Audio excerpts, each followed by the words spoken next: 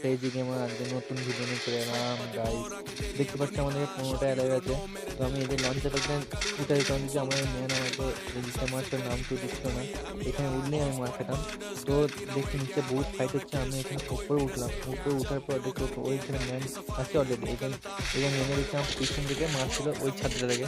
তো এদিকে আর উঠতে ট্রাই করলাম, তো উঠতে পারলাম না। তারপর আবার পরের বার ট্রাই করে উঠে পড়লাম। ওঠার পর ওখানে ম্যান মারছিল ওকে, ওকে ম্যান মারলাম। ম্যান ওকে ফুল ড্যামেজ ও মার গুড়ার মেরে আমি এই লঞ্চারে ছুঁড়ে ওখানে অলরেডি একজনকে ডাউন করে, তাও ওখানে ড্যামেজ থাকছিল। আমাদের ম্যান বলছে না ছেড়ে দাও ছেড়ে দাও, ও মরে যাচ্ছে। তারপরে হ্যাঁ, সাইলেন্সারকে একটা নিয়ে মারতাম, তো একটা ম্যান মরে যায় অলরেডি, একটা ম্যান মরে যায়। তো ওই আমার নিচে ম্যান ফাইট করছিল অলরেডি, ওইদিকে ম্যান একটা ড্যামেজ দিই, ঠিক আছে। তারপর এখানে গিয়ে একটা ম্যান ঢুকলো, তখন আমি এগিয়ে দেখি যে স্কাইলারটা মারার চেষ্টা করলাম। স্কাইলারটা যে স্কাইলারটা আমি মেরে দিলাম। স্কাইলারটা মেরে দেওয়ার পর দেখি ওখানে ম্যান কোনো কিছু নেই,